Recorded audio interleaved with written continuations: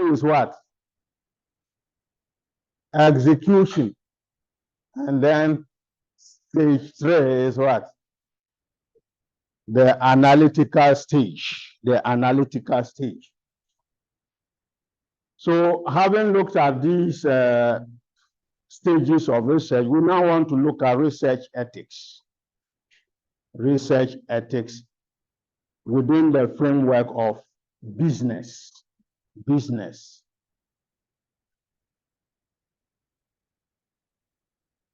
For every research, ethical issues are very critical. They are very important. So because of this, higher education institutions and research institutions are required to have what we call research ethics policy. Research ethics policy. So that this policy will provide for what is allowed by employees of the research institutions or universities in the conduct of what? Their research work. So there are some ethical boundaries you ought not to cross. And when you cross such ethical boundaries, you may be hauled before a disciplinary board or committee. It's the same thing with dissertations and theses. We also have what? Guidelines. Some of these guidelines also border on ethical guidelines. Ethical guidelines as to what you must do in the process of conducting research, such that you do not pose harm to the respondents, you do not pose harm to the society, and you do not pose harm to the entire research process. So what are we seeking to learn today? By the end of this lecture, you should be able to give a definition of research ethics within the context of business and why research ethics are important. You should be able to learn that. Then, two, you should be able to understand the ethical obligations of a researcher within the context of the business discipline. And then also, you should be able to understand that decision makers, and here we're talking about donors and sponsors who provide and ask researchers to conduct research, including supervisors, the ethical obligations that they also have, as well as the ethical obligations of participants, those who are also serving as respondents to your questionnaires, those who are serving as respondents in whatever research you are undertaking. We call them the participants. They also have what? Ethical obligations, and we will look at that. Then we also take time to look at some of the potential consequences of an ethical behavior when it comes to research. And lastly, by the end of this presentation, you should be able to understand the challenges that researchers will face when they want to what? Interview respondents or generally to obtain data. It's a very difficult task. So what do we mean by research ethics, or in specific terms, business research ethics or business ethics as a general concept? So two things are important when we are discussing business ethics in general: moral principles and then ethical standards. Moral principles relate to what we think or we view to be what? Good or what? Wrong. What we view to be good or bad. These are moral principles. They may not be coded. In other words, they may not be written down. Then we have ethical standards. Ethical standards are more formal because they are codified. If you take professional bodies and organizations, they have ethical what? Standards. Accountants have their ethical standards. Lawyers have their ethical standards. Judges have what? Their ethical standards. Some institutions also have their codes of conduct. All these are ethical standards because they are codified to guide the interactions and behaviors of a given community. So the community could be a community of lawyers, a community of judges, or a community of professionals. Now, so that these ethical standards and or moral principles are supposed to guide the actions of individuals conducting business research when we talk about business research. Now, but the gamut of responsibilities of a business cover social responsibilities, market responsibilities, legal responsibilities, and ethical responsibilities. Now, when we talk about social responsibilities, we are looking at how will the actions of the business affect society in general. Will the actions of the business pose risk? So, for instance, an industrial plant that emits poisonous gases should have that social responsibility to mitigate the impact or to be concerned about the fact that its production activities are constituting some negative externality on society. So that is a social responsibility that businesses must fulfill. Apart from that, we have market responsibilities. And here we're talking about the products that are produced, such that if you produce a product, it is your responsibility as a firm to ensure that that product is wholesome. That product will not lead to sicknesses. We've seen a number of times videos circulating how in certain jurisdictions, some medicines have been taken to cure specific sicknesses, but in the end, the medicine rather ends up what? Killing people that it was meant to what? Cure. And in most cases, you would see that those firms will what? Recall the products and then also compensate those families or individuals that have been affected by that market irresponsibility in this case. Then, apart from that, there are legal responsibilities that the firm will have to fulfill, including the fact that it abides by all the laws that govern the operation of the business. They say you have to register before you start your business. Have you met that requirement? You have to pay your taxes. You have to issue VAT receipts. Are you issuing VAT receipts? You must ensure that all legal provisions that govern the running of the business are what? Fulfilled. Then there are professional conducts within the industry as to what constitutes a fair or an unfair business practice.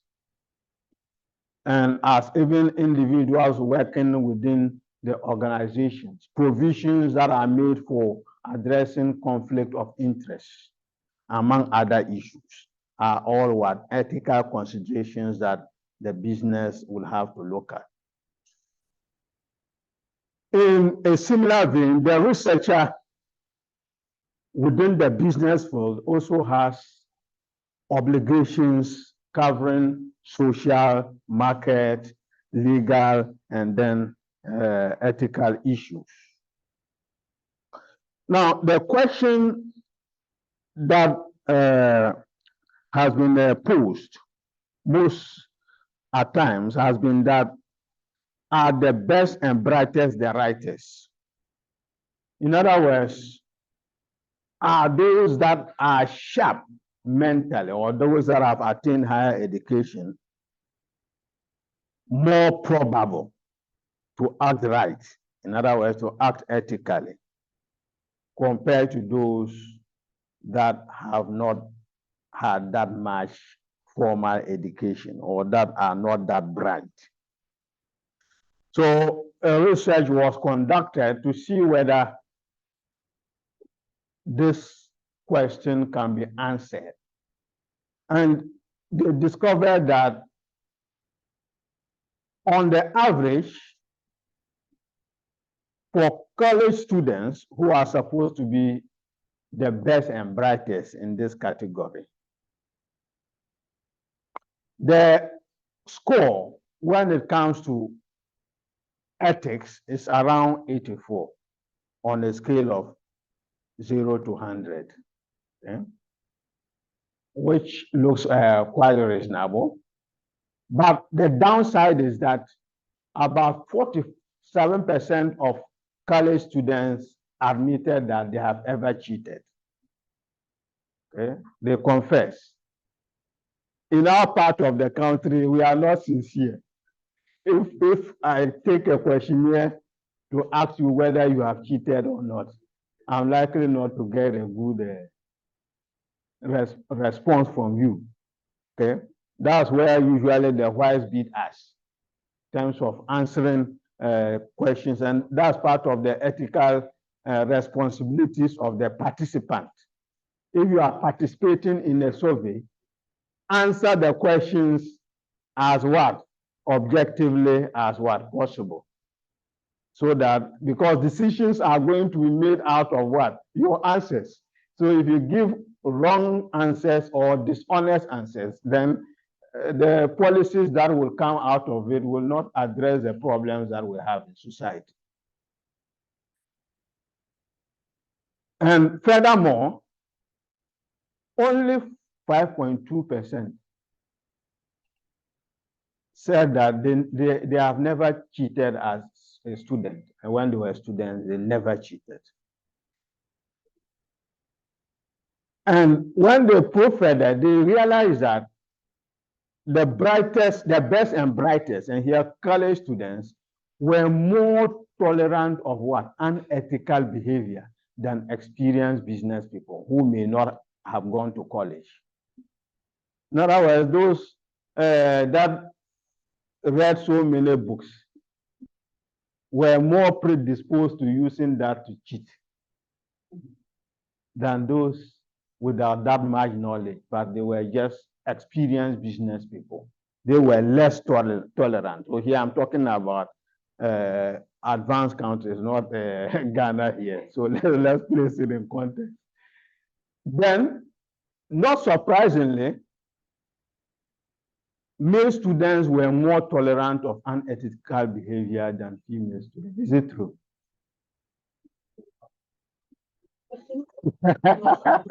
Why is it low? Generally,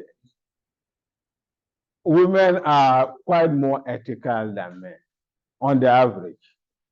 Okay. I'm saying on the average, we have extremities. Okay, on the average, women tend to be more ethical. They are more likely to behave what? Ethically. And that's why we were a bit surprised when the money that was found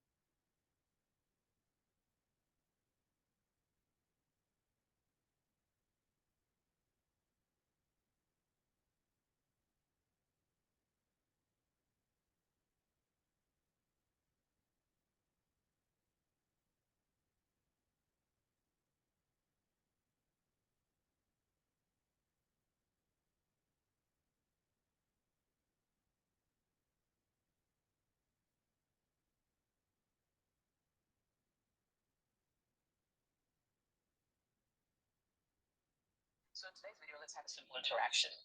If a woman is a reason, the reason may not necessarily be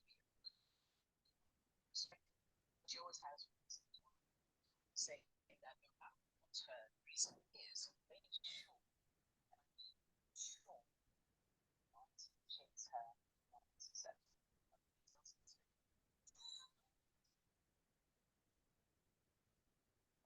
It's Jessica. So good. she's not An ethical element. straight. It's an ethical dilemma. So when you are faced with such a dilemma, you have two options. One option is to opt out. So in this particular example that I gave you, I decided that I will not review it. So stay out so that they get an independent reviewer to look at it. Okay. Now, I had another situation, and that's what caused me to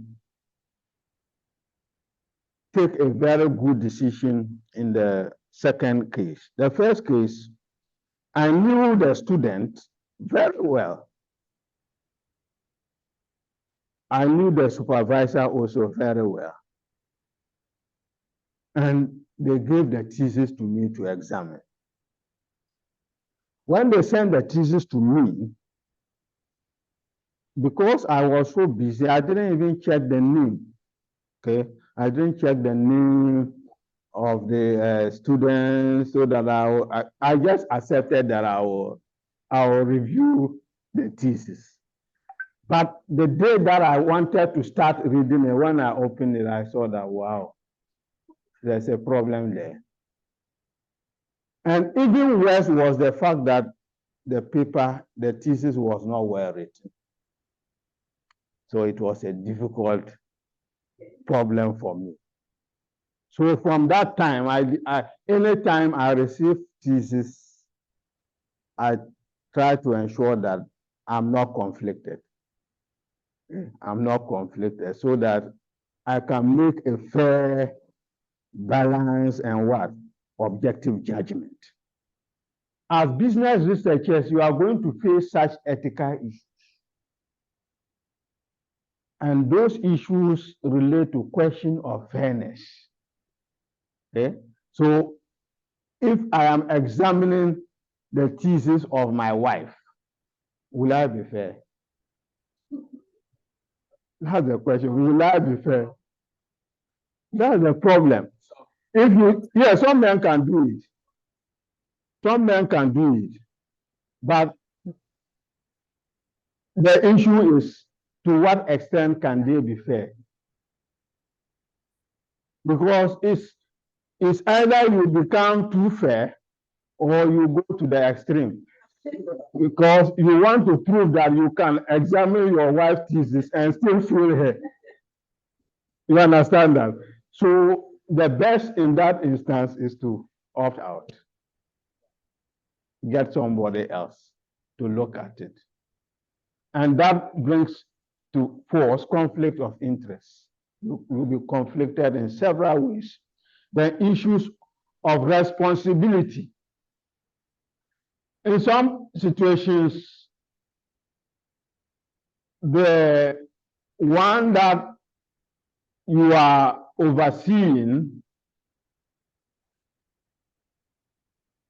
is the one who you have to assess, or whose research process you have to what? Pass judgment. Okay, so it's also related to conflict of interest situation. But here you have a responsibility to ensure that there's fairness. There's also the issue of power imbalances. But there's a direct power imbalance between the supervisor and then what? The student. If I'm supervising a student, I should not go to the extent of imposing my research ideas or even overusing the student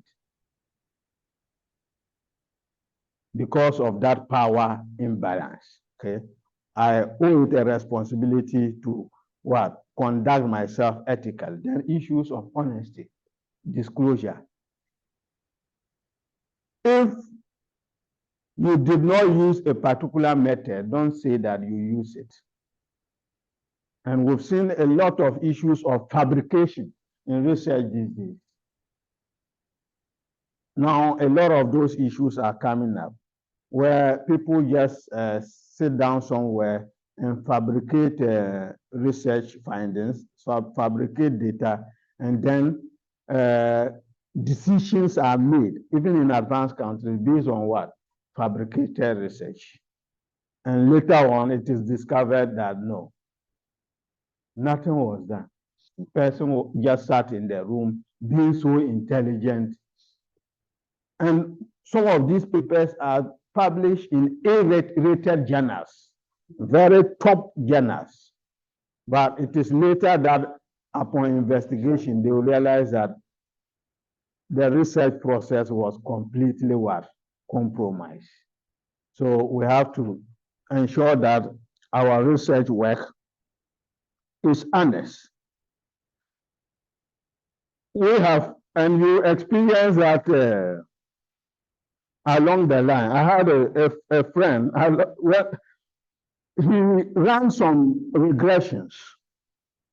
So let's say that you run a regression and you know that this is income. Okay, this is income.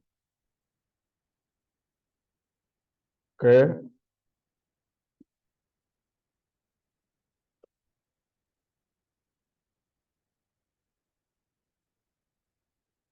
Okay, so we think that if you are employed, you have a what? A higher income than somebody who is not what? Employed. Which means that this is supposed to be what? Positive. Okay. Now, but suppose that you collect data and do your analysis, and you now realize that this is negative. This is negative. What are you going to do? What are you going to do? Someone feels this situation. So he went to the supervisor. So said that, okay, we know that this one is supposed to be positive. But no matter how many times I ran the regressions, I do the analysis, and I end up getting what? Negative. The supervisor told him that you know that you are not the one who is going to start a new theory. So you know what to do. You know what to do, and you know what it means when he says that you know what to do. That is unethical. You just go and then remove this and put the minus the minus there. It's unethical. Okay, so those are fabrication issues, dishonesty, and when it is found later, there could be serious consequences. Recently, somebody shared, I think that's Accra Polytechnic. One lecturer is under some disciplinary actions because he just took somebody's research work. Just took somebody's research work. So that all he will do is that where the first researcher will put Accra there, he will change it to say Tamale. And then also go and publish it. Yes. So yeah, change the location. That's unethical. Okay? Now, what are the obligations of the researcher? So we are looking at the obligations of the researcher before the research, during the research, and then what? After the research. So this one looks at before the research begins. What are your ethical obligations as a researcher? The first is that you must develop a working knowledge of the situation. And here we're talking about the case where you are commissioned to what? Carry out the research. So let's say I'm a consultant, an organization has asked me to do some research work for them. So these are my ethical obligations as a researcher. Or you are a student, you are asked to write a thesis. You must, before you start, these are the ethical obligations. So number one is that you develop a working knowledge of the situation. In other words, understand what is the nature of the research, what is the purpose of the research. When you understand the purpose of the research, it can give you an idea as to whether you should go ahead with the research or not. Because as a person who would have ethical obligations, there are some research work, when they commission me, I will not do it. Okay? I will not do that research work if it doesn't align with my beliefs and ethical guidelines. So you have to meet with the sponsor of the research or your supervisor, and you discuss with them to understand the scope, the nature. So when you are going to write your dissertation or term paper, we would give you the structure, the guidelines. So that's the starting point, so that you know the parameters that will be covered. When you have understood the purpose of the research, the next obligation that you have as a researcher before you start the researcher with is to discuss and agree or explain to the sponsor or your supervisor what the research is capable of delivering. So that from the onset, you agree on the deliverables. This is very important. Otherwise, when you finish the study, they'll bring you back here and tell you that we are expecting that you cover A, B, C, D, but you have covered A, B, C, and D are not there. So you have not finished the research. We will not pay you your money. And there will be a big problem over there because you can't start the research process over and over again. Then avoid conflicts of interest. Okay, so for instance, you know that you are even serving in the board of the organization, and they are contracting you to do research for them. That's a conflict of interest. Unless it is pro bono, it's not a paid research. You are just trying to use your expertise to what? To help the organization. But once it is a paid research, you give it to an external expert. But in Ghana, most people will not do this. Once they are sitting on the board and he's a researcher and there's a research opportunity, then he has to do it and get the money. So sometimes you have to say no. When you realize that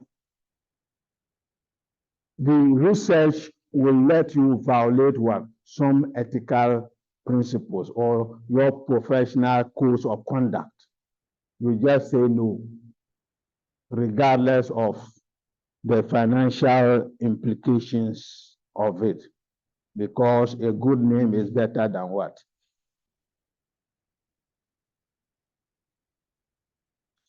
Now, what about the decision maker? And the decision maker here is the sponsor. What are the ethical obligations of the decision maker? It could be a sponsor, a supervisor. What are the ethical obligations before the research begins? Now, the first is to agree with the researcher on the research objectives. So there has to be a reconciliation of the research objective, what actually you want to find by undertaking research. Research is a very tedious task, so it should not be undertaken lightly. Okay? Then you have to set reasonable timelines as well as budgets.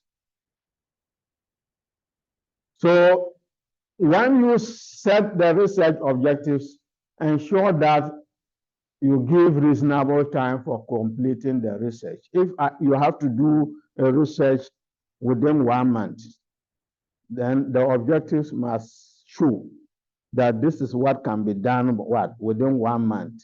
And the budget must also reflect that. So agree on the budget, how much it will cost to conduct this research. You don't commission a research and then tell the researcher that after the research you will agree on what? The payments. No, it's unethical. Because at the end of the research, you now hold the power. So the power balance has shifted in your favor. You decide how much to pay, even you decide whether to pay or not to pay. Okay? So you have that ethical obligation to ensure that budgets are agreed before what? The research starts. Then you need to also understand the researcher as well as the requirements of what? The research process. Understand the capabilities of the researcher. Understand, so it means that you have to do some due diligence on the profile of the researcher, whether the researcher has conducted previous research related to this research, and whether from the educational background, the researcher has the capacity to conduct this level of research that you want them to do. Otherwise, you commission the research, at the end of the day, the research results are communicated to you and you are not satisfied. Why? Because you did not what? Do what? Your due diligence before commissioning the research. Then,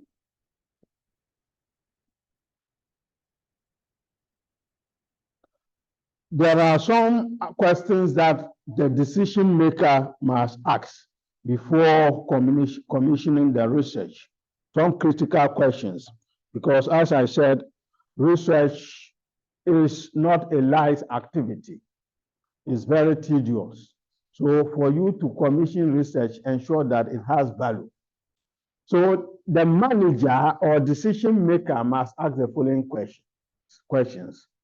What information do I need that is now unavailable, for which this research is necessary? If you ask this question and you find that, oh, all the information I need are available, then any research on such an issue will be superfluous. You are just finding an avenue to spend money. Okay? Then you also need to ask yourself, if the research is conducted, how could I use that information, the information from the research? What will be the value? Then you also have to ask yourself, what will it cost to get this information and how long will it take? So what will be the cost of conducting the research and how long will it take? Then you also have to look at the potential benefits of the research versus what? The cost. From the onset, see whether whatever knowledge you are getting out of the research constitutes value when compared to the cost that you are investing in what? The research. Then you look at your competitors, whether they have that information. If they have that information, how is it affecting their performance? Is it because they have that information that they have an advantage over you, or is due to what? Different factors. Then the last question you need to ask yourself is, if you look at the current aspects of your business, which aspects do you think that you still need more what? Understanding, for which research has to be conducted to unravel those issues. So when you go through these questions as a decision maker, it should guide you as to whether you should commission a research or not. Now, let's look at the ethical obligations of the researcher during the research and then after the research has been conducted. First, the ethical obligations of the researcher during and after the research to decision makers. First is that you have to display your knowledge of the area, your knowledge of the subject. Tell them that, show them that you have control and command as a researcher. Because the decision maker is lacking some information or capacity. That's why they have contacted you to undertake the research. So if you cannot display or show to the decision maker that you know much about the topic and the area of the research, then they will lose confidence in you. And they may even question your academic or intellectual credentials. Then, when you have conducted the research, you owe it a responsibility to the decision maker to be fair and candid in interpreting the results. Because the situation is that sometimes, as researchers, when we interact with decision makers, at the beginning, you can tell the results that they expect. And most often, especially NGOs, when they are going to do impact evaluation, they want some positive outcome. They want that your research should show that their intervention is what? Having an impact. So what if when you go through the field and you see that their research is not making impact? Should you hide that part? The answer is no.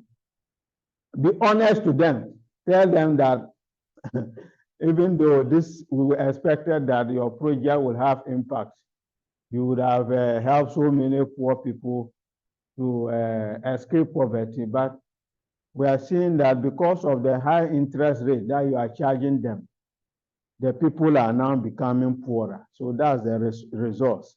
And here is the report. Finito. That's your ethical responsibility as a researcher. You are not to help them to tell a good story to their donors. That's their responsibility. Okay? Then you must document the limitations of the research. Tell them what aspects you covered, what aspects you didn't cover, and the reasons for not covering areas that you did not cover. Tell them the limits to the generalization of your work, whether it can be generalized beyond the participants that you have analyzed.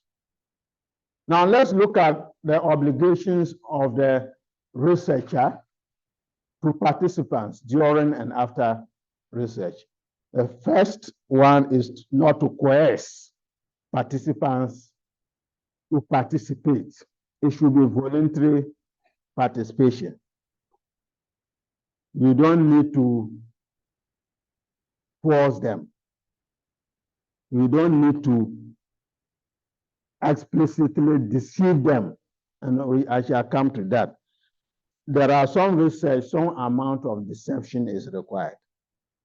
Because if you do full disclosure, it is going to change the actions of what? The participants, which will bias your research work. So we'll look at that. Then avoid physical and what? Psychological harm. As a researcher, when you are going to ask the questions, ask them what? Politely and what? Gently. Don't do it as if you are grilling the respondents. They are volunteers. Okay? They are not your workers. They are not your employees. So do not cause what? Harm to them. As much as possible, just ensure that you interact with them calmly. Then protect their what? Privacy. You don't go to interview people in the household and then you end up in their bedrooms. Where they don't want you to enter, don't enter. Where you shouldn't enter, what? You shouldn't what? Enter. Protect what? Their privacy. Because we've had situations with our third trimester practical program. We've sent students to go to communities to study. Sometimes they end up impregnating a community. They were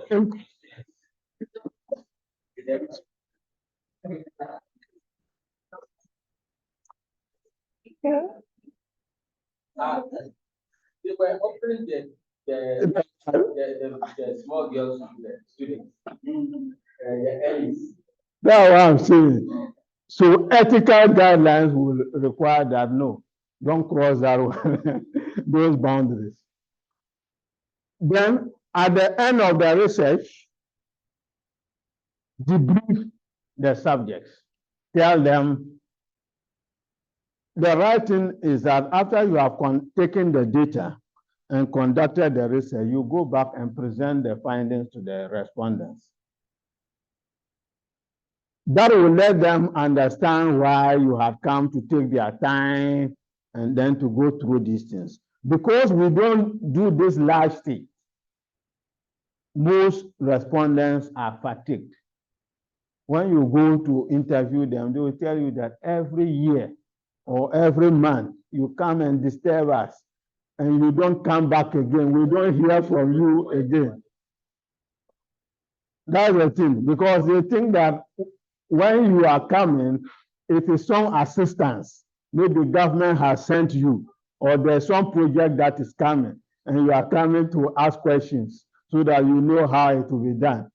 So they have expectations. At the beginning, full disclosure, tell them what the research can do and what it cannot do. Then when you are done, go back and what? Give them, yes.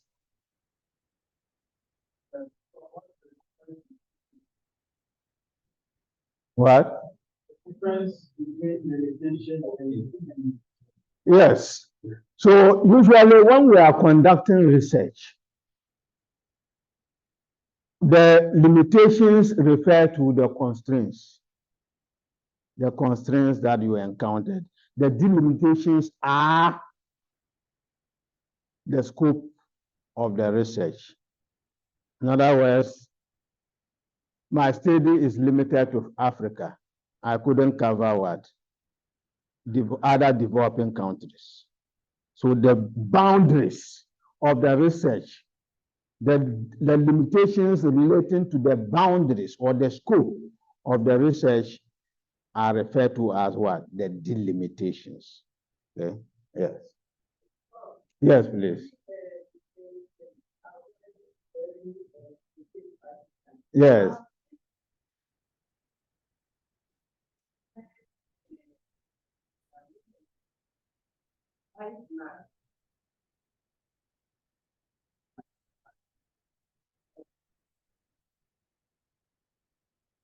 in that case, how can you classify that one? Yes. You divide the difference of them, which affect their response. Yes. So there's a serious debate regarding that. Now, the general guideline is that don't give them something that can change their perspectives or influence their what? Their thoughts. But in research work where you will sit with the person sometimes for an hour, some questionnaires will require sometimes 2 hours or even more of engagement with one person. So you are just required to provide some coke and maybe some biscuits, some light refreshment. And you have to clearly let them know that this is just because I'm putting you under so much stress. Don't let that word influence what? Your responses. You have to let them know about that. That nothing will, it should not change their responses to what? The questions. But the best is to stay away from that. What some people do is they allow you to finish the responses and then they now provide. Maybe just give you some $5 after they have responded. But the problem is usually when they are sitting with you for a long time, 2 hours, 3 hours. In that case, you can just provide some light refreshment, but also making that disclosure that it is not to bribe them, because that is not even enough to qualify as what? A bribe. It's not enough to bribe them. So it should not inform what? Their responses. Okay? Yes, please. Yes, yes.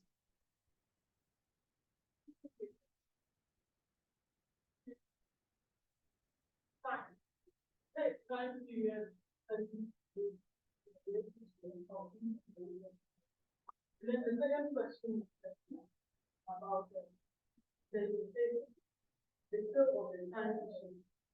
Can we classify that one? The time period, Yes, yes. From the beginning, the researcher is supposed, after meeting the decision maker, to get the objectives of the problem or whatever is researching.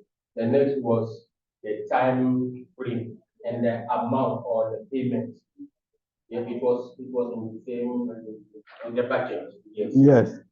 So the time is not featuring here because it was agreed before the research. Okay. So for the time issues and the money issues, you have to agree on them before. So those are obligations before. And these are what? Obligations what?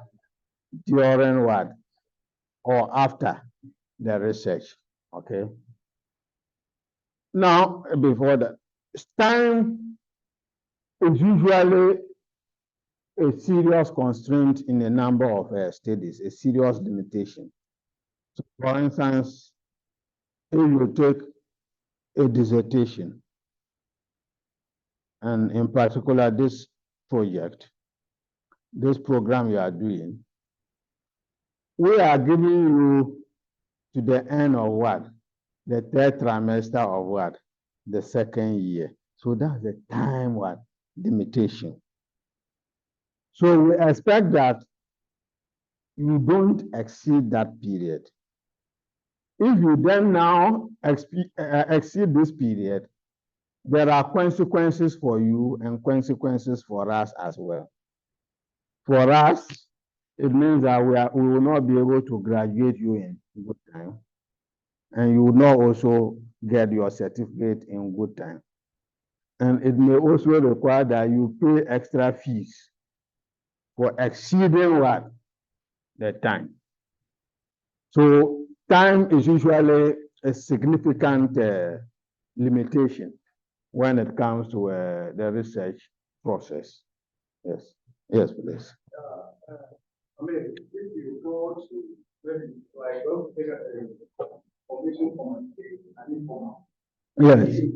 And the fellow is appealing, and if you find that maybe the language that it goes on, so he has to get someone to interpret for you to be able to get the responses. So how will you make sure that you don't because in the question based on statements or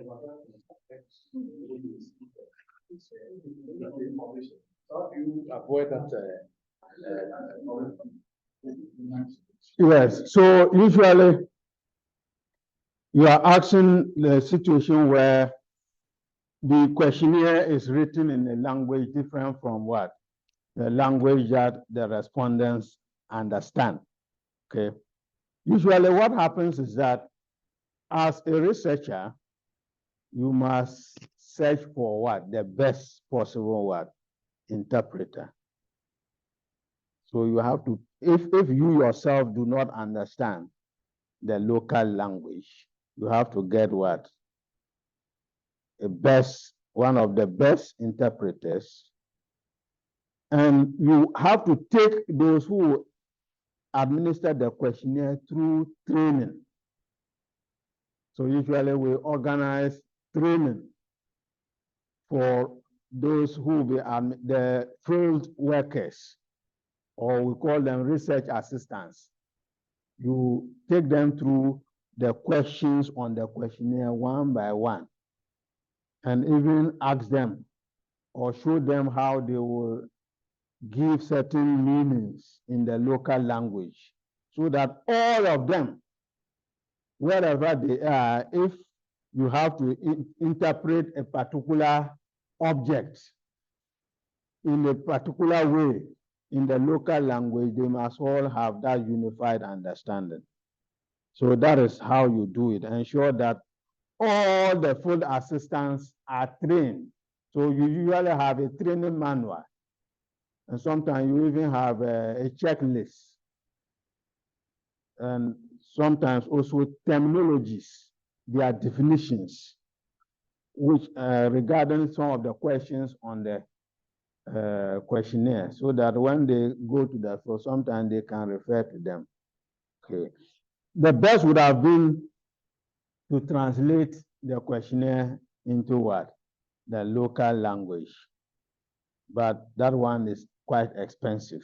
Because you then now need not just an interpreter, but what? A translator.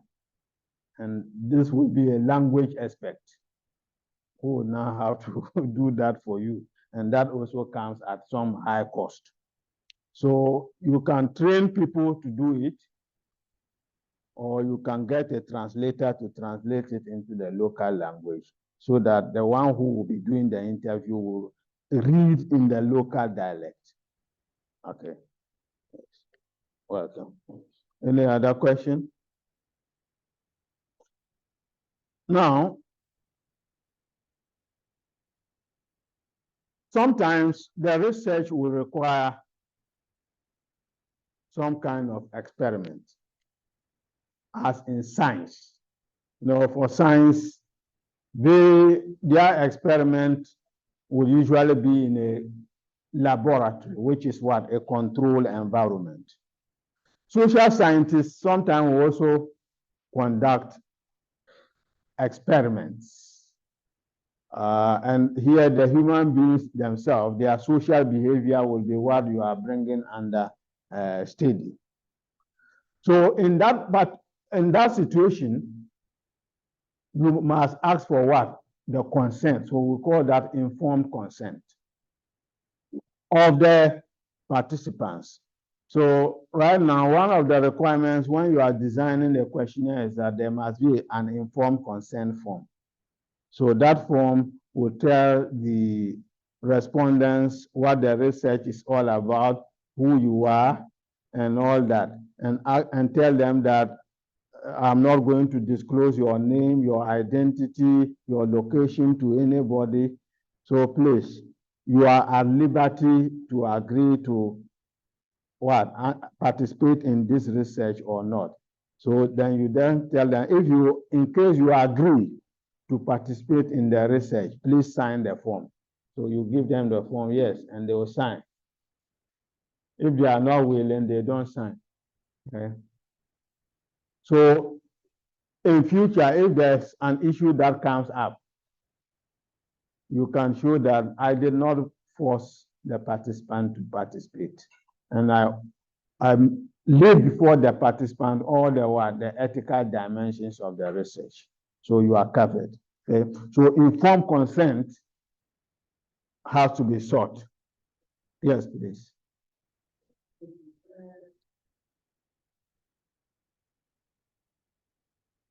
The respondents or researcher. You can force them. No.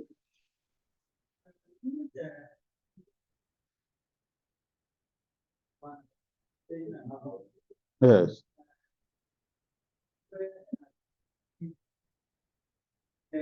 Respondents will have to come with several occasions. Respondents will respond. We can go to stakeholders in the community, maybe talking for clients, and then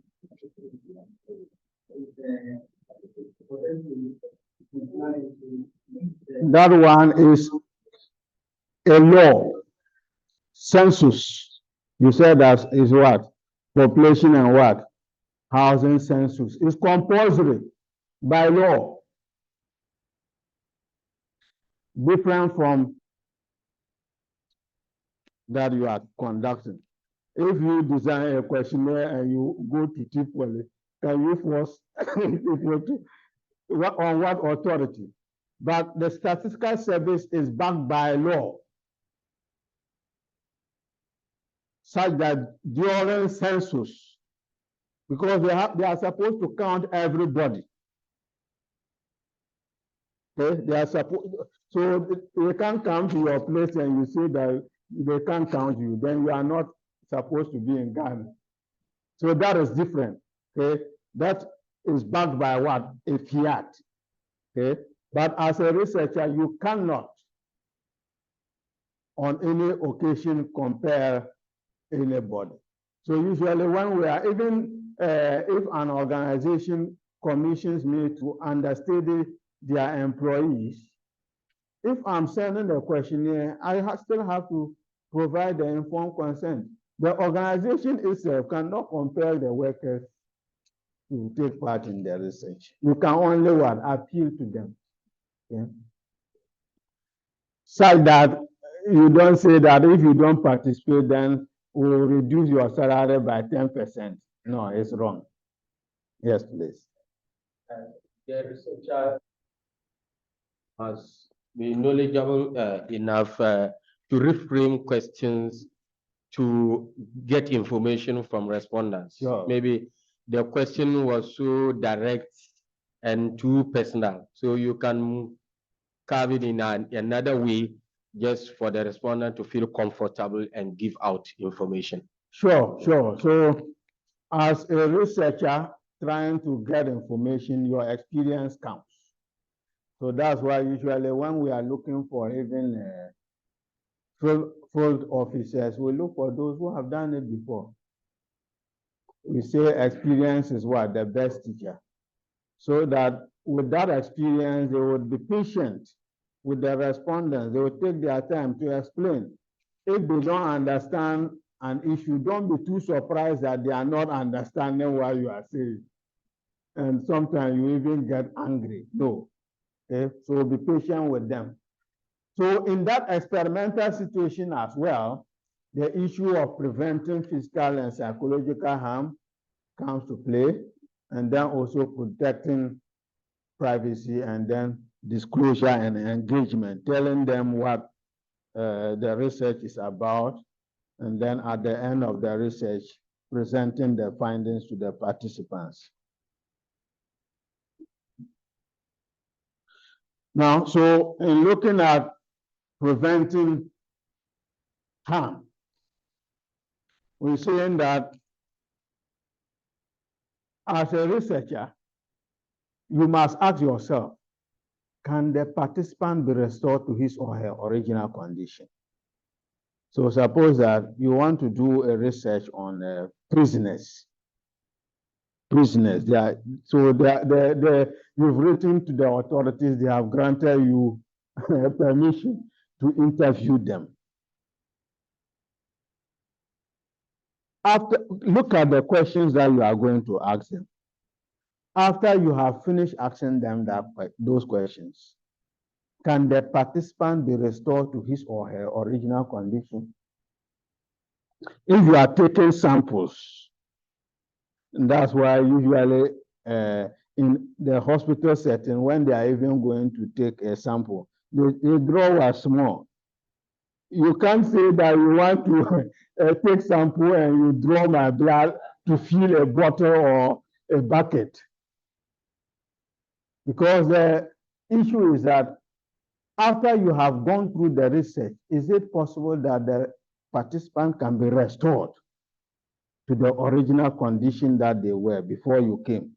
So you don't go and then you ask the prisoner questions that will torture their mind, that will leave them psychologically broken.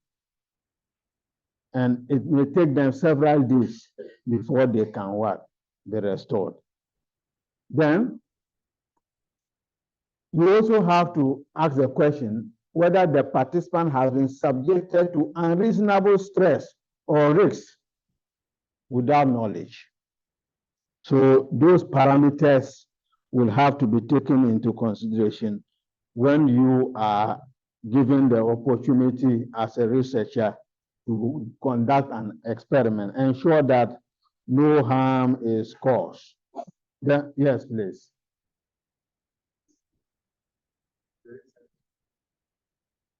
You cannot do it without causing the psychological harm. That's just the nature of the research. Do you abandon it, or you look at your ethical background and decide whether the research should not be done? In this case, it will be left undone. So usually what will happen is that if the research will cause some harm, we try to gauge the degree of the risk. the degree of the risk.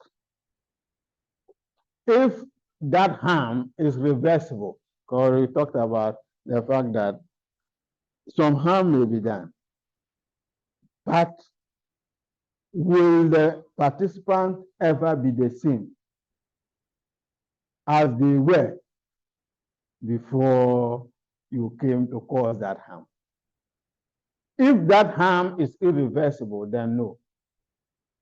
But if that harm is reversible, then yes, you can conduct the research, knowing that there is some minimum harm that can be done, but this harm is reversible.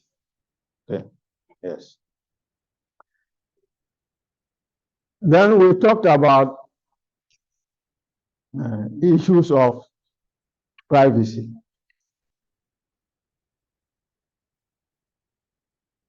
As much as possible, anonymity should be ensured. Do not disclose the identities of your research participants to people outside the research. Because let's imagine that an organization has conducted you to do some work on their customers. You collected data on the customers, including their location, their education, and all that. You've done the analysis. In your analysis, you would provide your report, and the report will not contain their names, their identities, and all that. But the decision makers are asking you to provide that information. What are you going to do as a researcher? Because they want to contact the customers directly based on what? Your research. Those issues have to be ironed out from the onset, because you, in your interview process, told the participants that there will be what? Anonymity. And here is the case, the decision makers are asking you, bring the names, bring the locations, bring the what? Employment data. As a researcher, that is not allowed, because you are then now what? Breaching the code of ethics that you agreed with what? The participants. And in Ghana, in a number of situations, that happens a lot. Because sometimes I don't understand why I would receive a message from a company that I have never done business with, but they are sending me a message. Where did they get my phone number from? You see that? So that's the problem. It's unethical. I've never done any business with you. I don't know you from Adam. No relationship. And then you'll be sending me unsolicited text messages and advertising goods to me that I've never expressed interest in. These are the result of unethical business practices. And that's why we are looking at some of these issues. And I talked about sometimes employees of an organization, they may be the participants of the research. We are saying that for them as well, their privacy will have to be what? Respected. Just because they are your employees does not mean that they are your slaves. They have their dignity, and that has not to be violated during the research process. Now we have what we call push polls. And in advanced countries, usually they do such push polls. And usually it involves making a phone call. And then they will spread some negative and false information under the guise of what? A poll. So the preamble that they will give to you regarding the question will be some kind of propaganda. Even though it's a question, but there's a propaganda in it. And it will lead to you answering a question. But your answer will be based on the propaganda. It will be influenced by what? The propaganda. So suppose that I'm just doing, I just send you some question, and before the question, I will tell you that Akufo-Addo has done this. Akufo-Addo has done this. He has done that, A, B, C, D. Some of them are true, some of them are what? False. And then I now ask you, based on the above, will you vote for MPP in 2024 election? So that becomes what? A push pull. I'm trying to influence what? Your mind, your thinking, by first spreading negative and what? False information. And we see a lot of that online. These are all unethical practices that we have to avoid as researchers. Yes, please. Please pass the mic to him.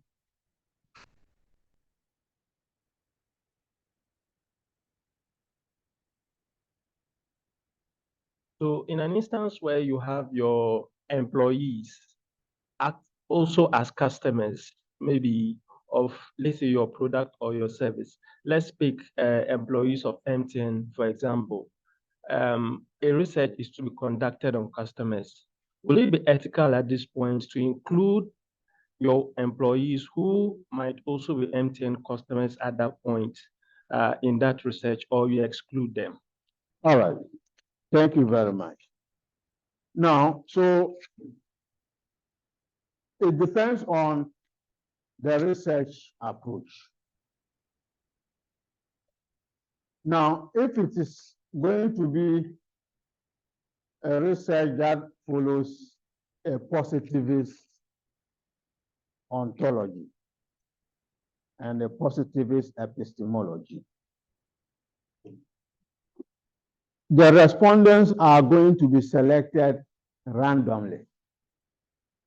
In other words, all MTN customers should have an equal chance of participating in what? The research, so as not to bias the research. So that's the positivist angle. So the positivists will take all the customers as one universe, whether you are what? MTN worker customer, or you are MTN customer non-worker. No segregation. Okay. But even where the positivists will do a segregation, he has to use what we call a systematic sampling approach. So he will first divide them into what? MTN workers through customers, and then what? MTN non-workers through what? Customers. You divide them into two, and then you now ensure that among the workers, all of them have what? Equal opportunity of being selected. Among the non-workers, all of them what?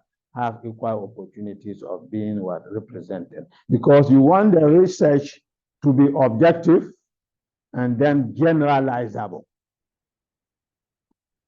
Now, somebody who is a subjectivist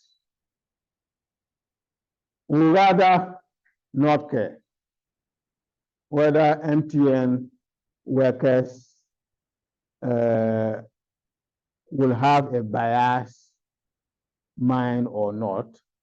So he may just even interview 5 people or even 6 people. Will not care about the representativeness of the sample. In which case, even he, the researcher himself, can respond to the questions, because he is also part of what the process, so long as he is also what? An MTN what? Customer. Okay. So it will depend on what? The research approach. Now, the positivist will do what he did because he thinks that even if the MTN worker is biased, that bias will be cancelled to a very large extent by what? The non-worker respondent. Okay, so they will be dealing with averages. On the average, the extremities are what? Not covered. Okay, so generally, by and large, there will not be a problem if the MTN workers are what? Part of the study, provided you take all the measures to reduce bias. And one of the measures will be randomly sampling them. Ensure that they are randomly, you don't target. You only target those who are key informants. In that case, they serve as key informants, but not part of the sample upon which you are going to do some critical statistical analysis. But they are just key informants. Now, then we talk about disclosure and what? Engagement as one of the ethical responsibilities. Usually, some research or experiments will require some deception. So, and that's what I'm going to explain. And in scientific research, they call it placebo. Now, suppose that in the course of time, it has been discovered that sometimes we get, when we are sick and we take medicine, we get well not because of the active ingredients in the medicine, but because of the psychology that we have taken medicine. The expectation is that we will get well. So when that exists, then the scientist has to be able to take out the influence of your own psychological makeup in the healing process. So take that out, and then we now measure the actual impact of what? The medicine. So how do they do it? So what they do is that they can design the medicine and divide, for instance, this class into two. Suppose one group is what? Facing that one group. In one group, what they will do is that they will still show you that that's the medicine they are giving you, and you are suffering from the same condition. But the active ingredient in that medicine may just be some flour. The active ingredient itself is not there. So you are thinking that you are taking a medicine, but it is only the researcher who knows that what you are taking, there's nothing in it. We are just deceiving you. Okay? So that is what we call the placebo. So they'll give the one group a false medicine or a fake medicine, which has no active ingredient, which will not change their chemical composition. Then another group actually contains the other group actually will be given the actual medicine. So they study them over the period and see whether there are changes of them in what? The control group. That is the group that received the false medicine, and then the group that received the actual medicine. To actually ascertain whether the medicine has been effective or not, you need to compare the changes in what? The condition of those that actually received the true medicine and those that received the false medicine. If you see differences in their health outcomes, then you can now attribute it to what? The medicine. If you see that both those that receive the fake medicine and then those that receive the actual medicine, their condition is the same, then the medicine has no effect. It is just that psychological feeling that you have taken medicine. You know, if your head is aching and you just take the paracetamol, it's like instantly you feel better. But the paracetamol has not even started working and you are feeling better. It is what? The psychology, part of what? The body processes that brings about what? The healing. Okay? So that it is after the research that you will now tell them that, sorry, we had to deceive you a bit. What you were given was not the actual medicine. It was what? Fly or something else. So you need to now tell them after the research. But before the research, if you tell them that what you are not giving them is not what? The medicine. When they take it, they will be worrying, getting worried. This is my sickness. When is it going? When will I find cure? And then it will make the matters worse. So you can measure the impact of what? The medicine. So in science, they use placebo designs to analyze the impact of medicines and treatments. So the briefing period is the period that you now, after the research work, now reveal the true purpose of the experiment. In the case of a placebo, to the participant, and apologize to them. Sorry, I had to deceive you a bit in order to get the research results done. Okay? Yes, please.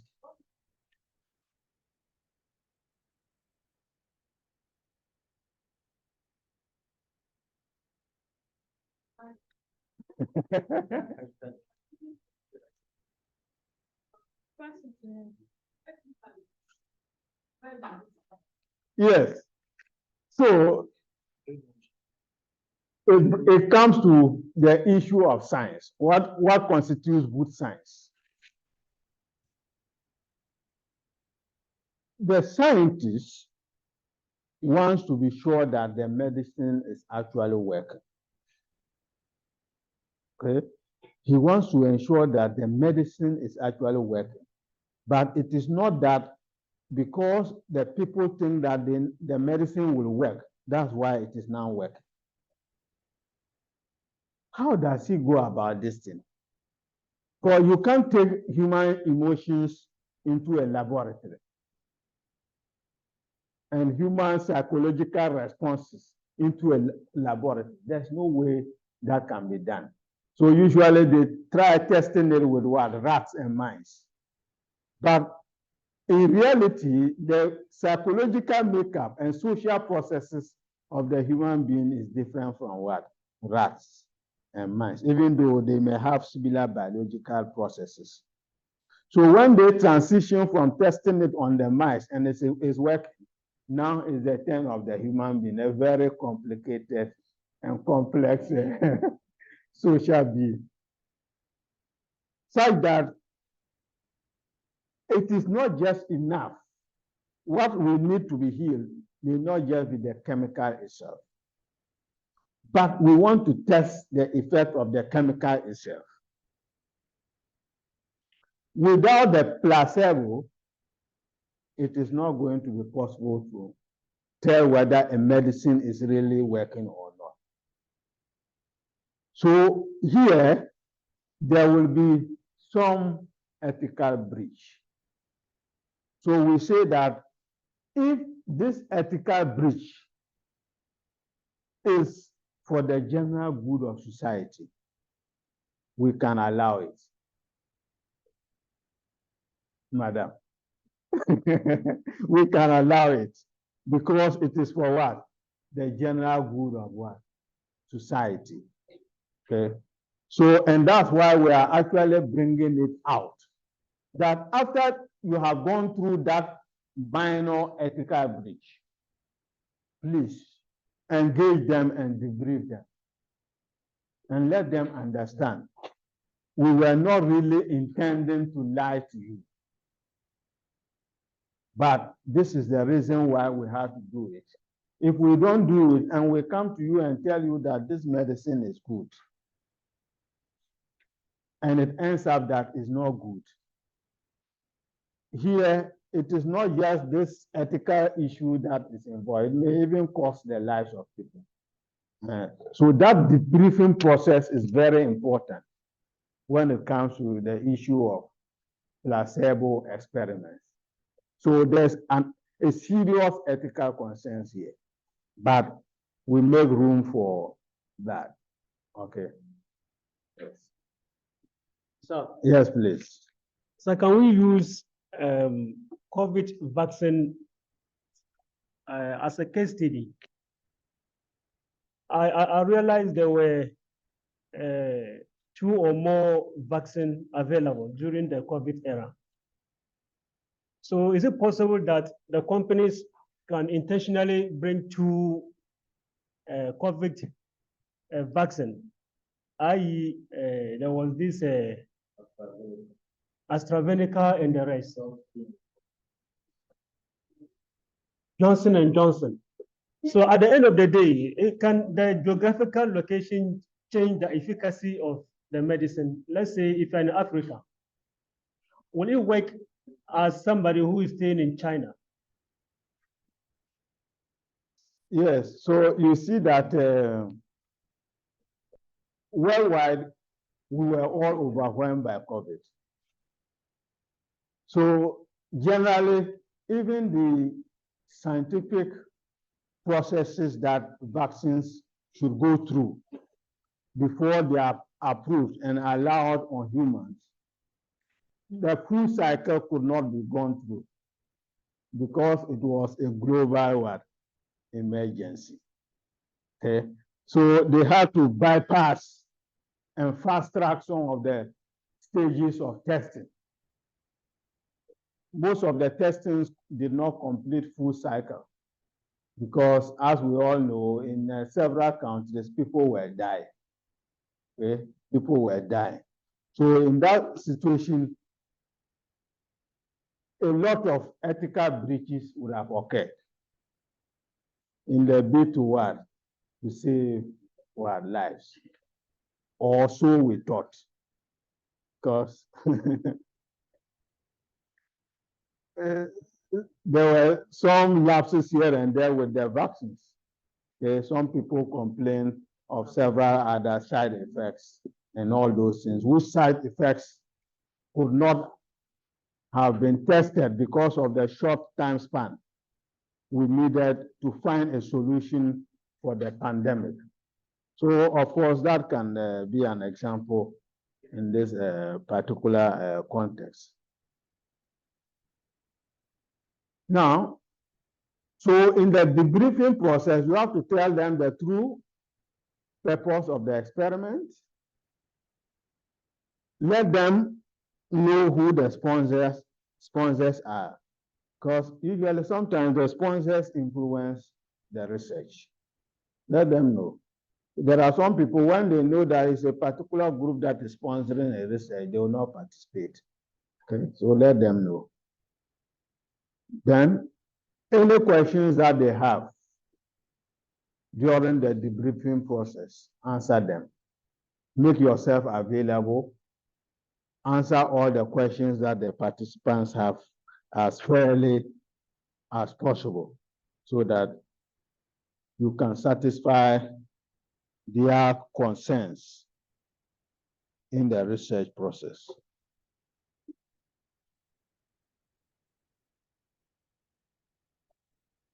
Because of the several ethical issues that pertains in research,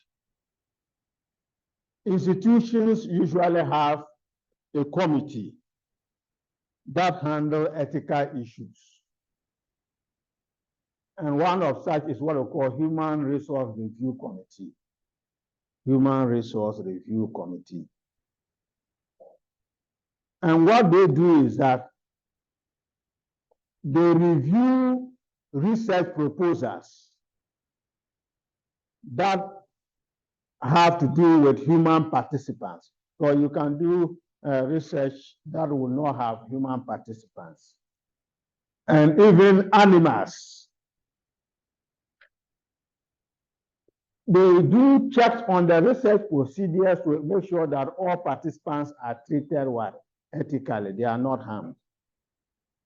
And then they ensure that all the welfare concerns that the research will bring about are dealt with. And for businesses, we are saying that they should have a high degree of concern for what? The welfare of the participants in what? The research. The main board for reviewing research in a number of institutions is what we call Institutional Review Board. Institutional Review Board. UDS, we have an Institutional Review Board, and I'm a member of the board. So what we do is that if you want to conduct a research,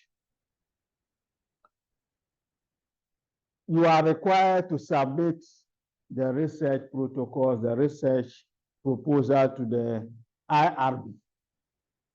And the RIB will look at it, whether it is something that will require a rapid assessment. Because if we see that the research does not involve direct experimentation of humans, as in drawing blood and taking samples, that research will be classified as posing limited what? Risk to the participants. So that one, we can just distribute it to 3 reviewers, and they review and then give quick responses. But where the research involves human participants, last 2 weeks, we sat on a number of research works. So we are doing the research work, and then the participants are pregnant women. See that this is a very delicate research where several lives are involved here. So they will submit it to us, who will look at it. How are you going to take the information? Who and who will be involved? Are you qualified to take such information? Where will you take the information? Under what context will that be conducted? Another group, their proposal involved issues related to hepatitis B. This is also a very sensitive research area. So we have to go through how you are going to select the respondents,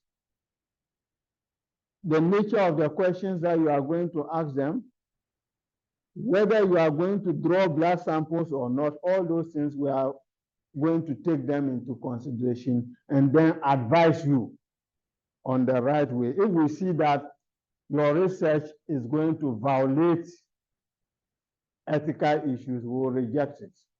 And that means that you cannot perform the research. And these days, most donors will require that you receive approval from Institutional Review Board,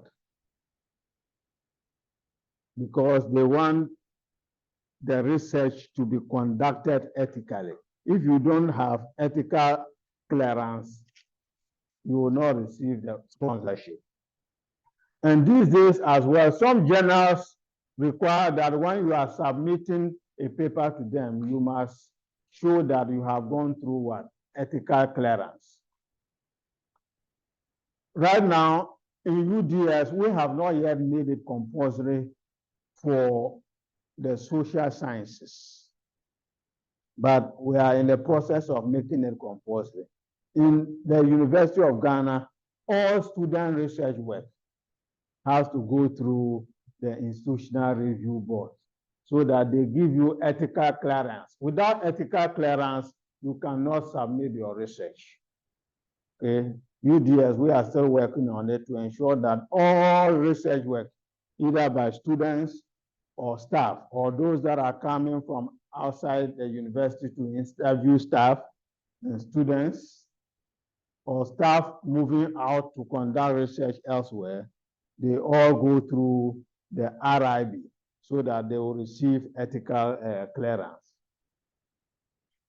So we will check research procedures to ensure that they pose minimal harm.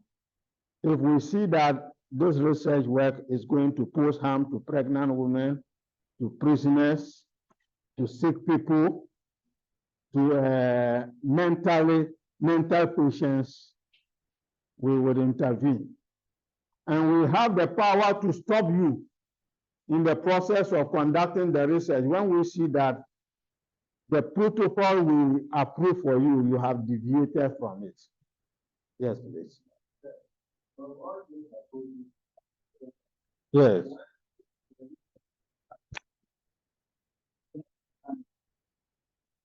So what are the ethical or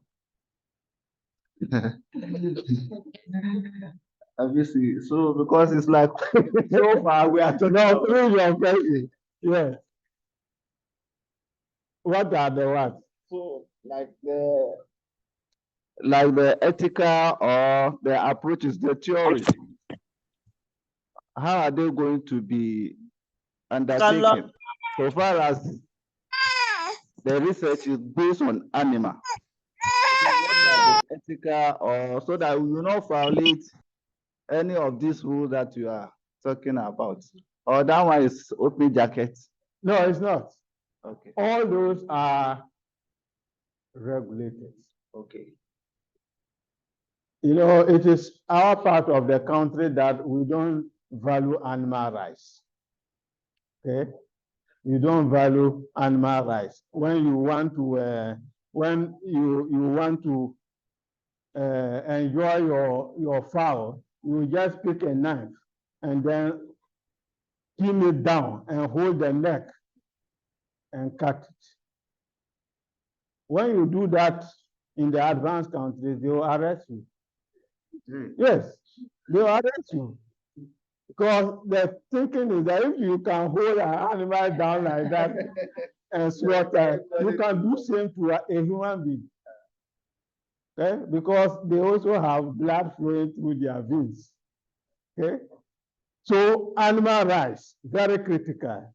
If you are also conducting a research on animals, you have to ensure that you cause minimal harm. Of course, for animal research, there are various degrees of protocols that have to be followed. Because in certain situations, especially this one that we talked about, rats being used as experiments,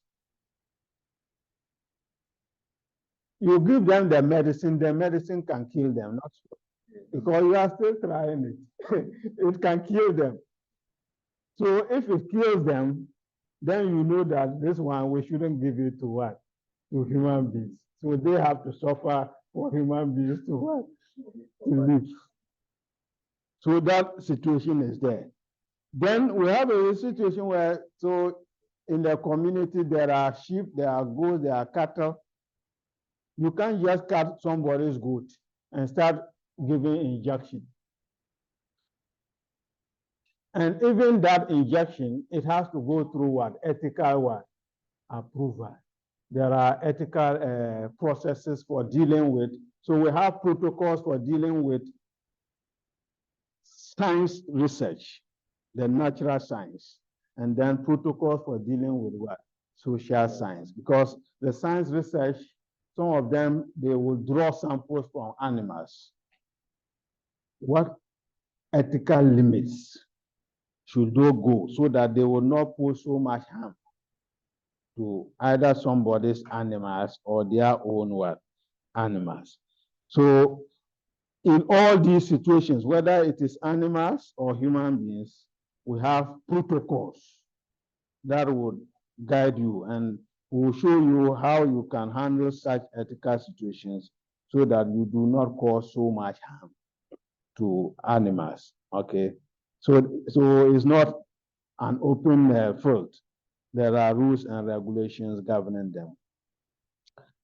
Now, what are the ethical responsibilities of participants? I hinted at that earlier on. The first of them is willful participation. Ensure that when you are participating, you participate on your free will, on your own volition. And how do you confirm that this research, it is something that I can willfully participate in? Through the screening questions. Usually at the beginning of the questionnaire, we'll give you some preamble. So the preamble will tell you that the purpose of the research is so and so and so and so and so.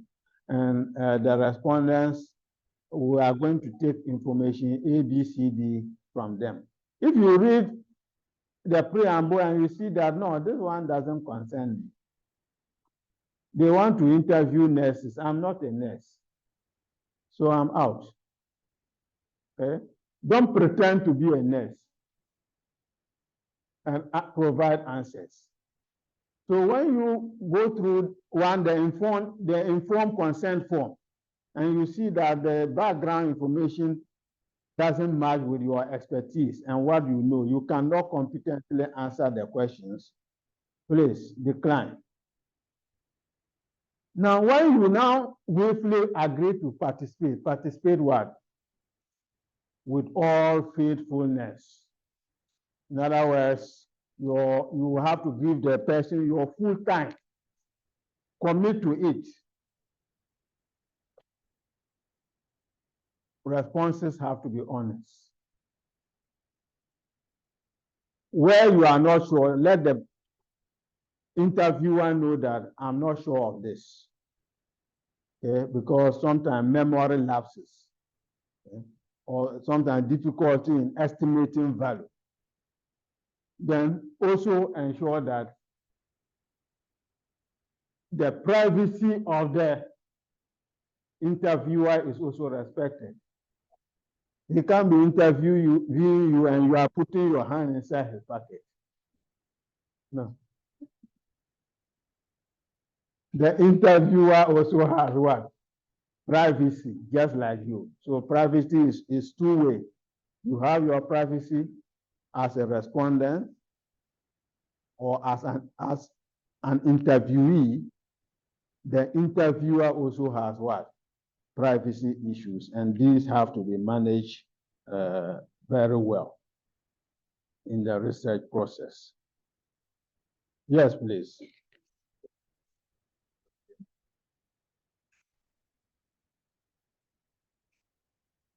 Please, can one rebuild on a research you've ever done before? Come again. Can one rebuild on a research you've ever done before? Yes. So you are talking now, you've done a particular research, and then you are what? Doing it again. Usually, when you have done a particular research, it is a closed chapter. You only revisit that research, number one, when you think that the time has gone so far that several things have changed, such that the findings of the research will not be what? Applicable. Or a new method has come, which can give better results than what? The method you used what? Previously.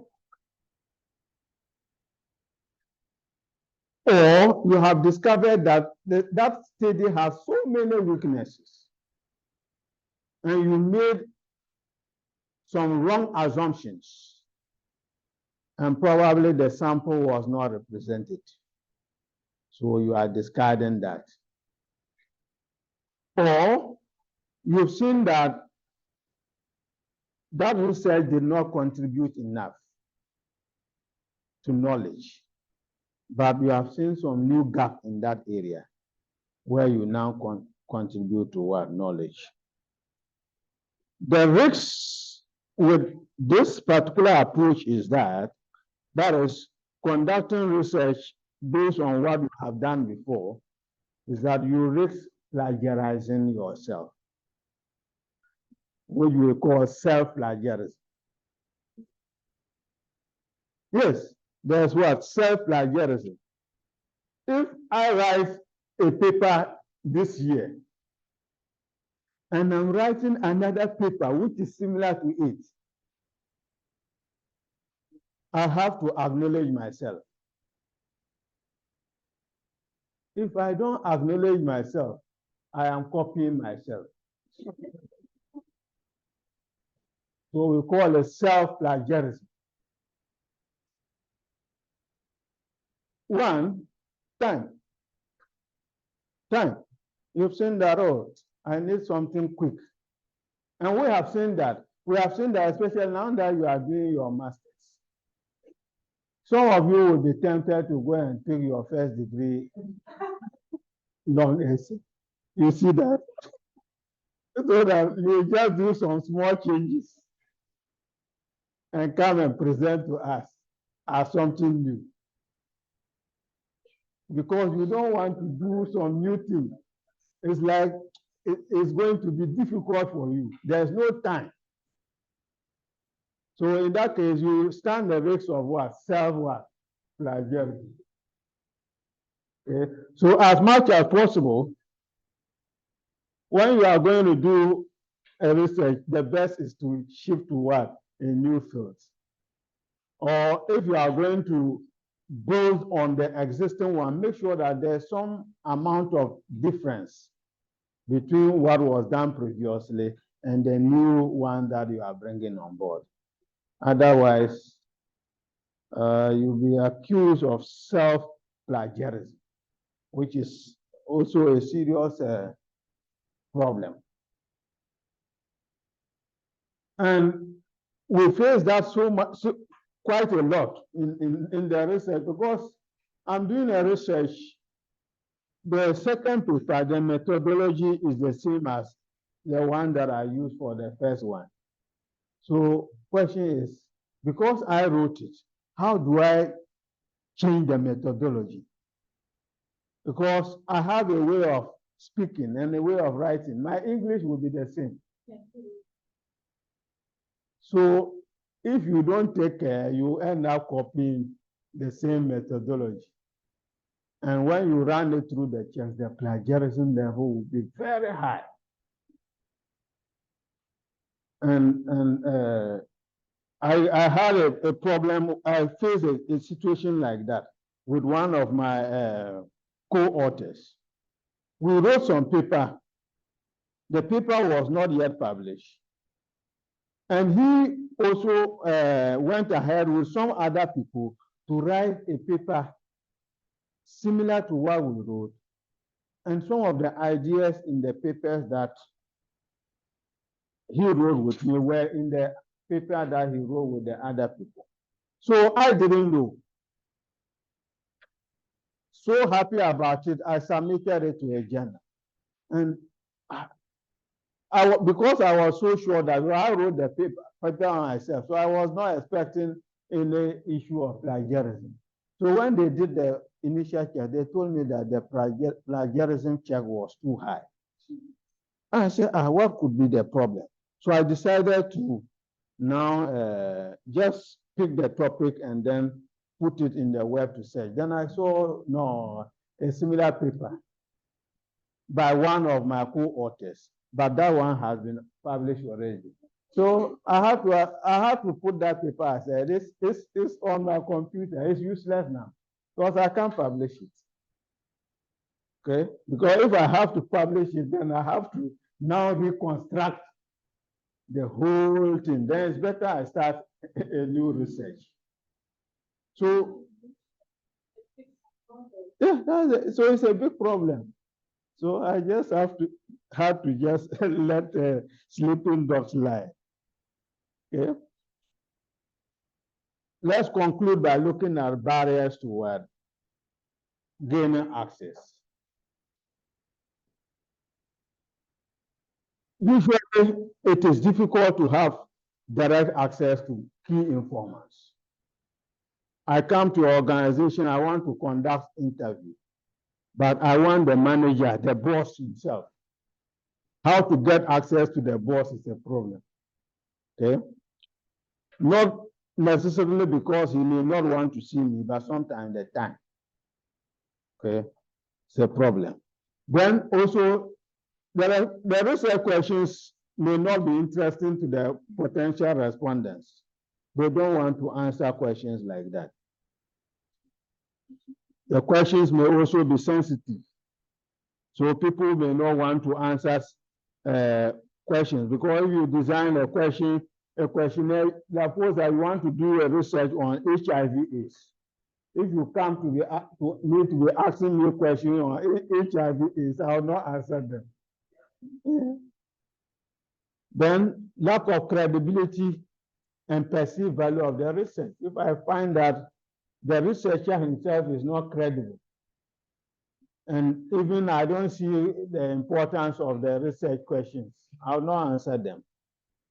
Then if I do not have confidence in the ability of the researcher to articulate the purpose of the study well, there will be minimal access. Then my overall impression of the researcher, including the physical appearance. Because if you are coming as a researcher and I see you and it's like you are a criminal, the very first impression is that you are dressed like a criminal. I will not open my door for you to come. So all these things influence access. But how do you get access? You can gain access using a direct strategy or an indirect strategy. Direct strategy would, for instance, mean that you have an electronic questionnaire, you can share it through WhatsApp, Facebook, and other media, or you stay direct with the respondents. The other is to use intermediaries. That's the indirect strategy, whereby you get a middleman, someone who has some influence and can help you to gain entry. So it can be an assemblyman or the chief. You go to the chief, and through the chief, you can gain access to And usually when you are going to a community, we have what we call community entry. You must make sure that you enter properly. You don't just drive your car into the community, then when you just get down, you start interviewing people. You may get problems. So you must follow a protocol. Go to the chief with your cola. Follow everybody that matters. Ensure that if they are required for consent, do that. Yes, please.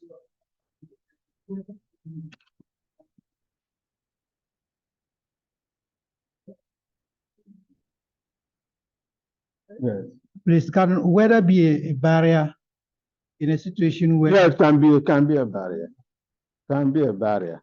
You can plan, especially if it's going to be face to face. You can plan and then the weather will not allow, but it can just postpone it. If you can rearrange with the person, then that can be done.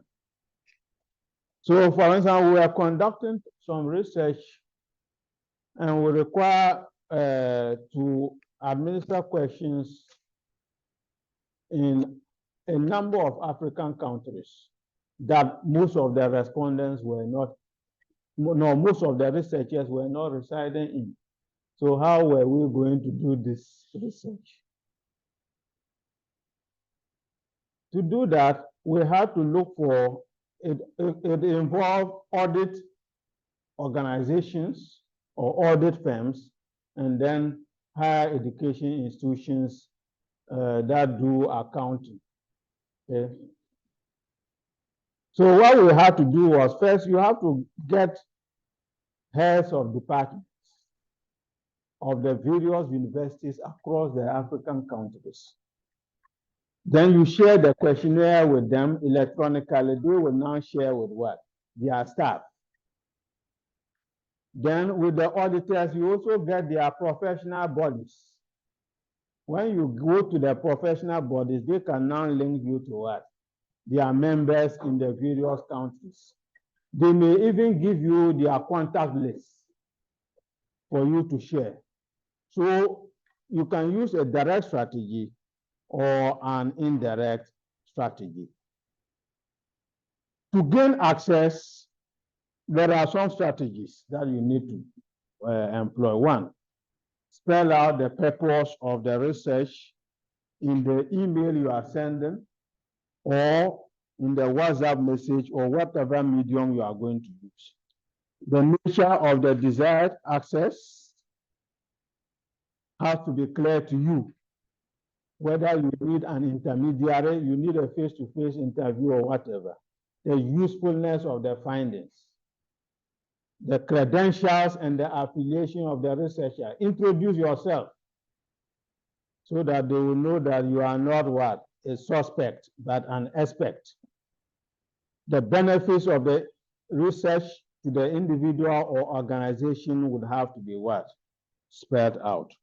All right. And these are some of the checklists that you need to go through to determine the ethical nature. One, will the actions harm the institution? Will the action harm individuals or others? Will the information involved be misused by others? Will the actions harm my discipline or profession or your industry? Will the actions harm the personal integrity of researchers or decision makers? Or will the actions harm society at large? Answers to this question will guide you as to what to do. All right. I think it's time. Any question or contribution before we bring the class to a close? Any question? Yes, please.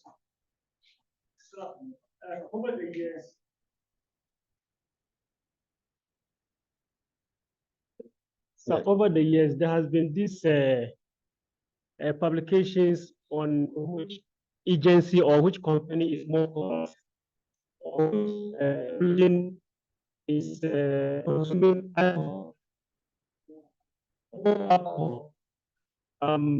Privacy and anonymity.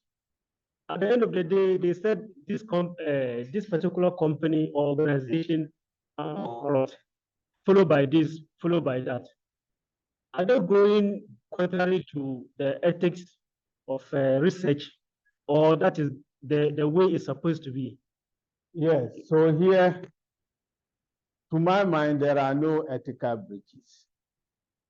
Because if you take the alcohol, for instance, they make references to what? The region, not to the individual. Okay, they don't mention the names of the alcohol consumers. But they give a general picture that this region is what? Leading, so that a word to the wise will what? Will be enough. Okay, so you see in this situation, so if they talk about even the corruption and they say that, say the judiciary, they don't mention the names of what? Judges, unless Anas, after Anas, his approach is that he will name and what? And shame. He is doing investigative journalism. Okay, but so long as they don't mention the names of the individuals, but generally say that, okay, maybe it is the judiciary, police, or lecturers, or whoever are more corrupt than the other groups. That one, it is fine. Some sort of anonymity is preserved in terms of the actual world participants. Okay, so there are no serious ethical breaches there. All right. Yes, please. A what?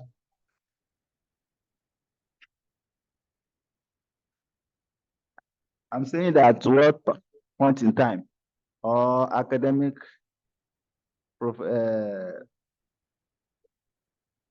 level that you can say that this one is a professional researcher? Okay. One, generally within the framework of international conventions, if you have a PhD, then you are a certified researcher. Okay, because it means that you have gone through research alone for at least 3 years. For 3 years, you eat and breathe research. You eat and breathe research. So at the end of these 3 years, having gone through some torture, a lot of agreements, disagreement with your supervisor, your colleague students, attending conferences here and there, you are doing analysis, it's not working, you are going to the field back and forth. At that stage, we can say that you are what? A certified researcher. But within the scheme of things, for some people, when they finish first degree, they are okay. They can do some reasonable research. And that's why we usually ensure that the first degree, there is some dissertation or long essays.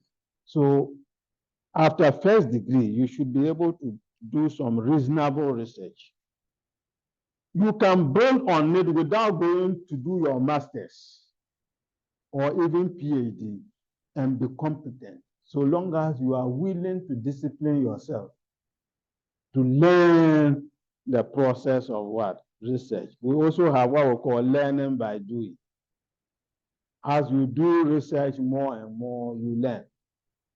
So there are some people, they don't even have PhD, but when they write,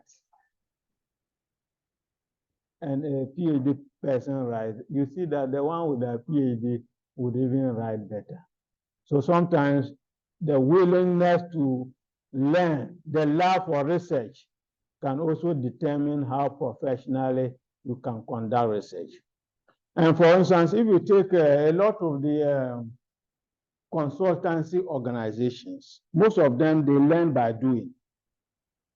And they have specialized in conducting research, especially action research and research for firms and all those things. So sometimes their degree of competence in conducting those researches may even be higher than someone with PhD. Okay. So minimum first degree, you can do some research, provided you have the passion, the competence, and the willingness to learn. So by your number of application can also count or consider. For those that do consultancies, they don't even publish. Okay. They don't publish. We publish, first of all, because it's a requirement. It's a requirement of my job. Not that I love to publish, but I must publish to become a professor. If I don't publish, I can't become a professor. Even though in the UK, they now, and then even US, they now have teaching professors. He's just a professor by virtue of teaching. Okay? He has specialized in teaching well, that's it.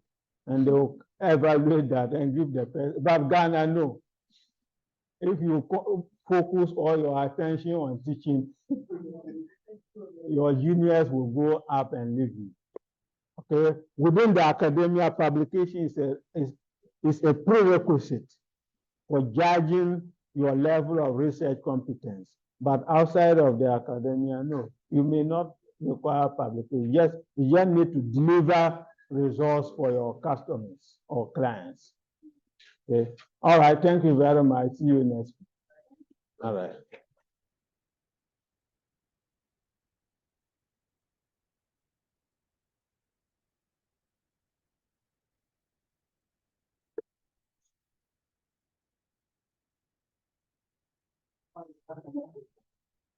Someone has been professor before PhD.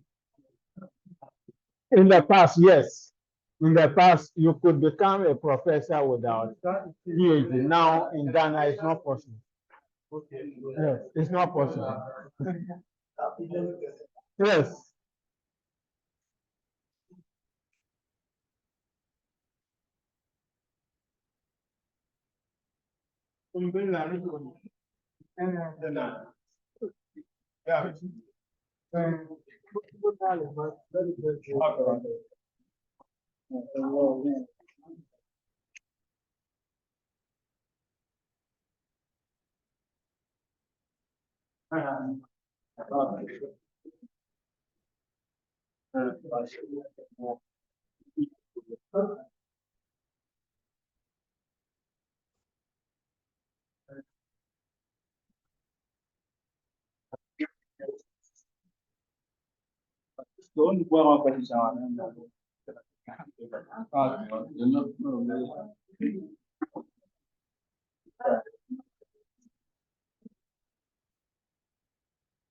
All right. So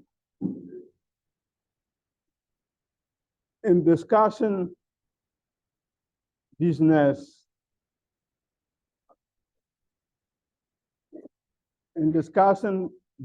research, we should be able to grasp that we have applied research and then basic research. Applied research and basic research. Relating it to our context as business students, we have applied business research and then basic business research. When we talk about applied business research, we should note that the emphasis of applied basic research is to solve a problem that is specific to a particular organization or institution. So the research is problem-solving oriented. It is not just taken out of curiosity. As academics, we take research largely out of curiosity. You want to know something, you want to learn something new out of the well. This is contrasted with basic research, which is research that does not have practice as the practical focus or the main focus, but it is just born by the desire to contribute to knowledge and to understand a particular phenomenon as it applies to a broader group. So in the end, the research is not drilled down to the needs of a specific organization or institution or industry per se, but it is a broad array that would basically seek to identify patterns, identify relationships without necessarily being problem-oriented such that it can solve problems. So, and that brings us to just this slide, which tries to compare basic research to applied research. So, in the first instance, in terms of the purpose, basic research basically tries to expand knowledge of processes. So you want to learn about, for instance, what are the factors that influence motivation in the service industry? Factors that influence motivation in the service industry. So the purpose here is just to find out the factors that are determining how individuals working in the service industry get motivated. But these factors may differ from one service organization to the other. If you want to drill down, analyze the factors that determine motivation for a particular company, then you are now doing applied business research, because you are now drilling down to a specific company where you identify factors which will now inform policy within that organization. Okay. Then, basic research usually will produce results that have wider implications. They have wider implications, not specific implications. I can conduct a research in the banking sector, which involves all banks, and then I now pinpoint a particular bank and say that apply the recommendations from my state. Because the findings I've come about with will be general in nature. So if I want to drill down to the implication for a particular bank, then I now have to apply the research and then interview or use documentation relating to that particular bank. Do the analysis within that context. Then I can now give recommendations specific to that particular organization. So if we talk about basic and applied research, and we are looking at it from the point of view of context, the context for basic research is usually driven by universities, knowledge institutions. So in my line of research, hardly do I pick a particular organization and start analyzing it. I don't have that motivation. Okay? So I would pick data relating to different organizations, different people, different countries, and then establish patterns, establish causalities, and then come out with my recommendations, which of course will also be general. This will be contrasted with applied research, where the context can be universities working with industry, or industry themselves undertaking research to solve problems that are peculiar to their organizations or institutes. So as you look at the two more and more, you will get to know that applied research will more or less involve practitioners, or practitioners inviting academics to investigate into issues that concern those organizations. But with basic research, the interest is not driven by practice. The interest is driven by the quest to generate knowledge, sometimes just even to generate theories. So that being the case, you would often find that it is universities which will be involved in that endeavor. Now, I'm giving some examples that can help us to understand the practicalities involved in applied versus basic research. So if a research question is carved in this nature, Coca-Cola asks, why is Pepsi gaining market share in Paris? Why is it that Pepsi, which is a substitute product, because it's a substitute product, is gaining market share in Paris? So in this particular research, the purpose of Coca-Cola is to identify the factors that drive the increasing market share of what? Pepsi. So that it can learn from it. Okay, so it has a direct practical implication. If we want to reflect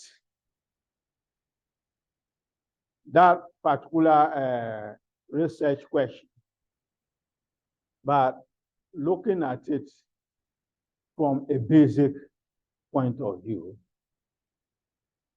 we would then just generally be interested in what factors make one product, which is a substitute to the other, more successful or competitive than the other. So as an academic, that's what I will be interested. I will not be interested in Pepsi and Coca-Cola. So this thing will be, I set up my research, but I want to know factors that determine competitive edge. Competitive edge. But it is the same thing that is done in applied research where Coca-Cola wants to investigate to find out why people probably like Pepsi in Paris increasingly than they do for Coca-Cola. Now, a basic research question which we can look at here is to say that why are people drinking more bottled water and less cola? Why? Why? In this case, you are not targeting implication for a particular institution or organization. It is just a question to know why we have those preferences. Okay. Then a second example is for applied researchers. Can prospective employees' psychological profiles reduce turnover at McDonald's? So in this particular case, the purpose is that they've seen that at McDonald's, there's a high turnover rate. In other words, people are resigning. People are leaving and joining other companies. So they want to know that, if we study the psychological profiles of those that turn over, can that give us an idea as to how we can influence the psychology of our workers so that they can stay? Okay. So it is addressed and targeted at solving a specific problem. Now, that same problem can be made a basic research problem by raising the question such as what psychological factors predict reduced turnover in service occupations, So in this particular case, you will not just be interested in McDonald's. Okay? Your focus is the service industry in general. And even that, you can just focus on, say, hotels and restaurants. You can focus on banking services, telecommunication services, and not targeting, say, MTN or Vodafone or whatever. So in the end, they are both looking at psychological factors But this one drills down to a specific what? Organization or institution. So later on, you can look at more examples which are outlined here. So you should be, if there's a jumble of research questions, you should be able to separate them into applied and what? And basic, given the principles that we have laid. In our next lecture, we'll look at the research process proper, but just to give you a foretaste of the stages involved in the research process. The first stage in a standard research process, so this is a general process, is to first of all get the topic, get the research topic, and ensuring that the topic is researchable. Okay? So you can come out with a research topic, and the research topic is not researchable.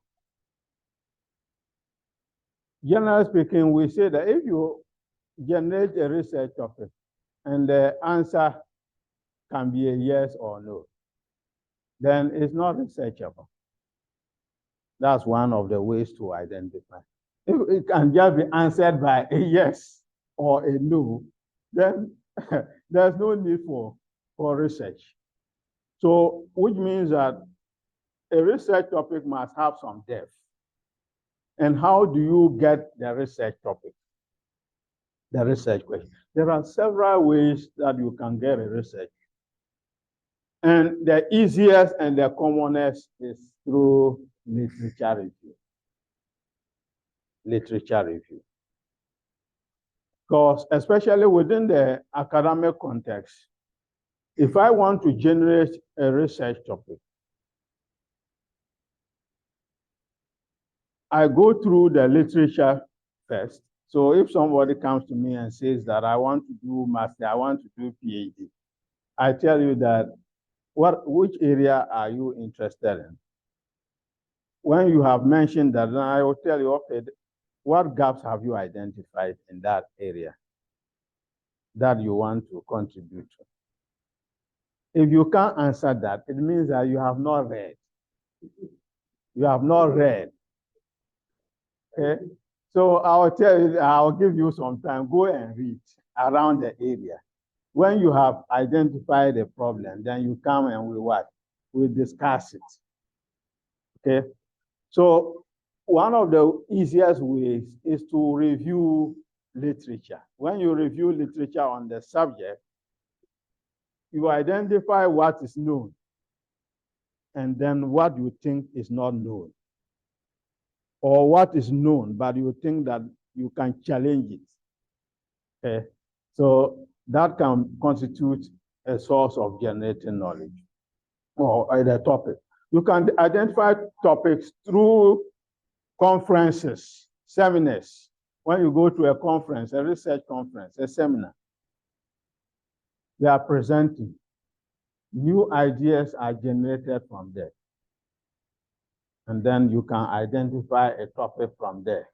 And once you identify the topic, then you go and review the literature to clarify it and to make sure that it is well cemented.